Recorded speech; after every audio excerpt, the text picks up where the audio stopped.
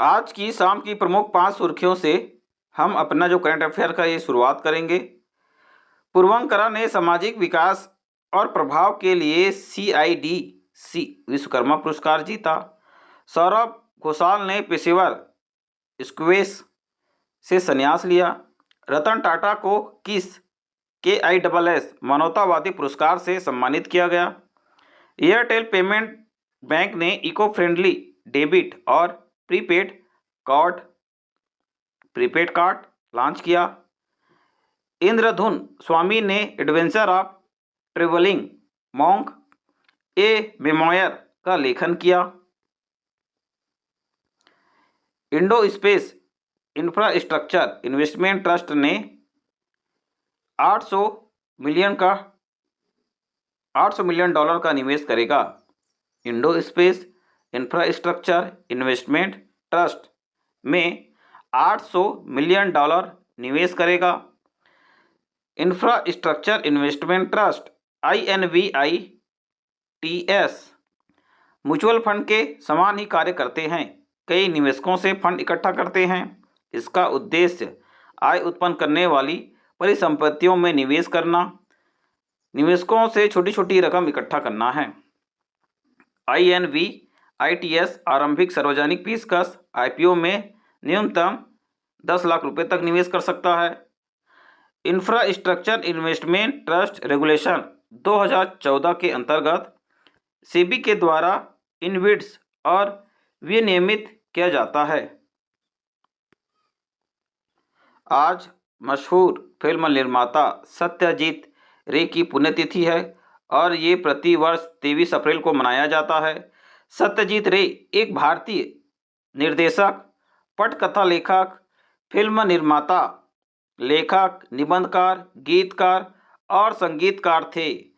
उनकी रचनाओं में the Appu trilogy, the big city, Charulata और गुप्पी बाघा ट्राइलॉजी शामिल हैं।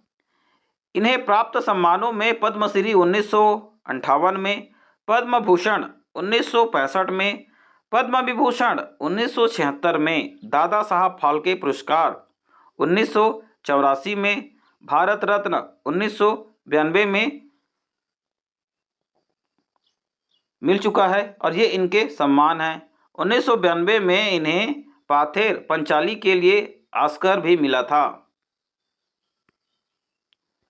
भारत के हाल ही में मान्यता प्राप्त रामसर स्थल जनवरी 2024 में भारत में रामसर स्थलों की सूची में 5 नए स्थल को शामिल किए गए हैं। अंग समुद्र पक्षी संरक्षण रिजर्व कर्नाटक, नासनी एक्सचुएरी मुआना कर्नाटक, मगदी केरे संरक्षण रिजर्व कर्नाटक, कराईविट्टी पक्षी अभ्यारण्य तमिलनाडु, लॉन्गवुड 16 संरक्षित वन तमिलनाडु। अंतर्राष्ट्रीय महोत्सव की आर्द्र भूमियों पर रामसर कन्वेंशन के अंतर्गत 80 आर्द्र भूमियां सूचीबद्ध है। तेलंगाना में 3 नए पुरातात्विक स्थल खोजे गए हैं। पुरातत्वविदों की एक टीम ने तेलंगाना के मुलुगु जिले के बंडाला गांव के पास ओरागुट्टा में एक अद्वितीय लोह युग के महापाषाण स्थल की खोज की। इन स्थलों की खोज हैदराबाद विश्वविद्यालय के इतिहास के प्रोफेसर KP राव, योगी वेमना विश्वविद्यालय के शोध विद्वान CH प्रवीण राजू की एक टीम ने की थी। ऐसा माना जाता है कि ये जो स्मारक है 1000 ईसा पूर्व के हैं।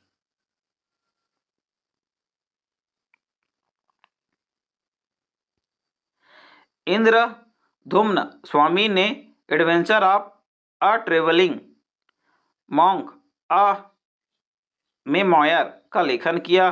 50 से अधिक वर्षों के समर्पण के साथ इंद्रधुम्न स्वामी ने adventure of a travelling monk में अपने जीवन के अनुभवों को साझा किया, जो पाठकों को जीवन के गहन रहस्यों और आध्यात्मिक दृष्टिगत के लिए एक आकर्षक पासपोर्ट प्रदान करता है। इंद्रधुम्न स्वामी ने सारायेवो में हमलों में जीवित बचे रहने से लेकर आतंकवादी संदिग्ध समझे जाने तक विभिन्न चुनौतियों का सामना करते हुए विश्व स्तर पर यात्रा की। हापर कॉलिंस ने उनके संस्मरण हापर कॉलिंस ने उनके संस्मरण को प्रकाशित किया। भारत की गीता समरवाल को इंडोनेशिया में यूएन की स्थानीय समन्वयक नियुक्त किया गया। संयुक्त राष्ट्र महासचिव एंटियो गुटेरेस ने भारत की गीता समरवाल को इंडोनेशिया में संयुक्त राष्ट्र के स्थानीय समन्वयक के रूप में नियुक्त किया। उनके पास जलवायु परिवर्तन, स्थायी शांति, शासन और सामाजिक नीति का समर्थन करने वाले विकास में 30 वर्षों का अनुभव है। संयुक्त राष्ट्र की स्थापना 24 अक्टूबर 1945 को हुई थी। मुख्यालय है न्यूयॉर्क, संयुक्त राज्य अमेरिका। संयुक्त राष्ट्र के 6 मुख्य निकाय हैं। विश्व पुस्तक और कॉपीराइट दिवस 23 अप्रैल को मनाया जाता है प्रतिवर्ष। इस वर्ष की विषय वस्तु थीम है रीड योर वे।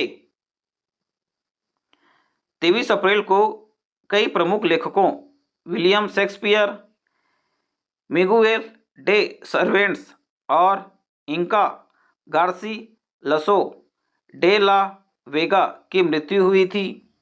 यह तिथि 1995 में पेरिस में आयोजित संयुक्त राष्ट्र शिक्षा, विज्ञान, सांस्कृतिक संगठन यूनेस्को के आम सम्मेलन के लिए एक स्वाभाविक पसंद थी।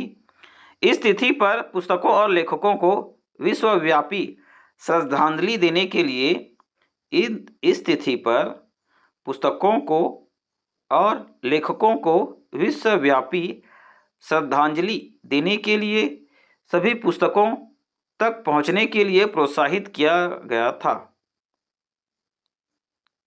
यह तिथि 1995 में पेरिस में आयोजित संयुक्त राष्ट्र शिक्षा, विज्ञान और सांस्कृतिक संगठन यूनेस्को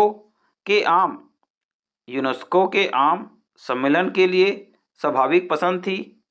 इस तिथि पर पुस्तकों और लेखकों को विश्वव्यापी श्रद्धांजलि देने के लिए सभी पुस्तकों तक पहुंचने के लिए प्रोत्साहित किया जाता था।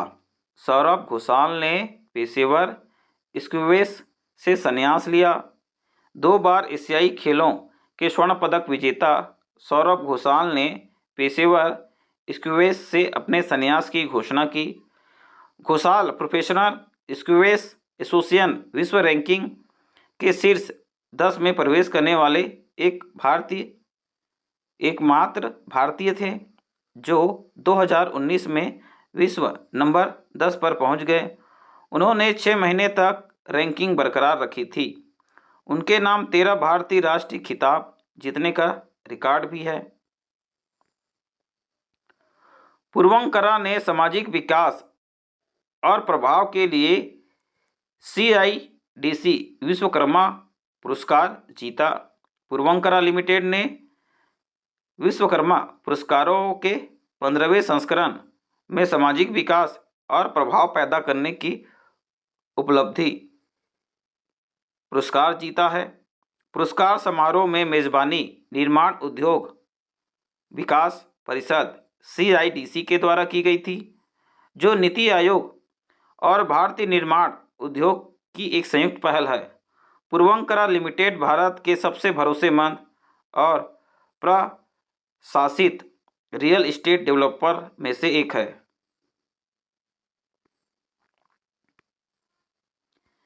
एयरटेल पेमेंट बैंक ने इको फ्रेंडली डेबिट और प्रीपेड कार्ड लॉन्च किए। एयरटेल पेमेंट बैंक ने भारत के one nation one card vision का समर्थन करते हुए NPCI के साथ साझेदारी में पर्यावरण अनुकूल NCMC कार्ड लॉन्च किया। इसमें बचत खाता धारकों के लिए NCMC डेबिट कार्ड और वॉलेट उपयोगकर्ताओं के लिए टिकाऊ ईपीवीसी से बने प्रीपेड कार्ड शामिल हैं। यह कार्ड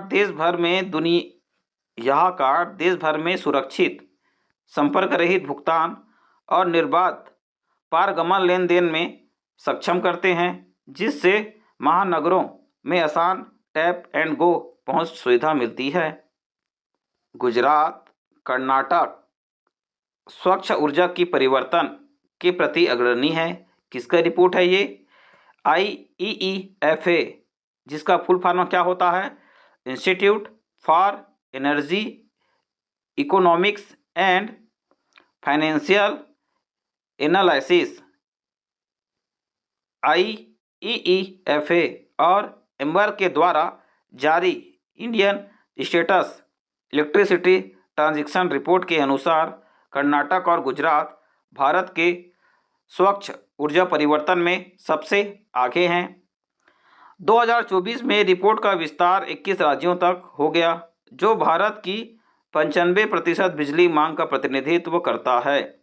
इसने झारखंड, बिहार, पश्चिम बंगाल, उत्तर प्रदेश में सुधार की आवश्यकता पर प्रकाश डाला है।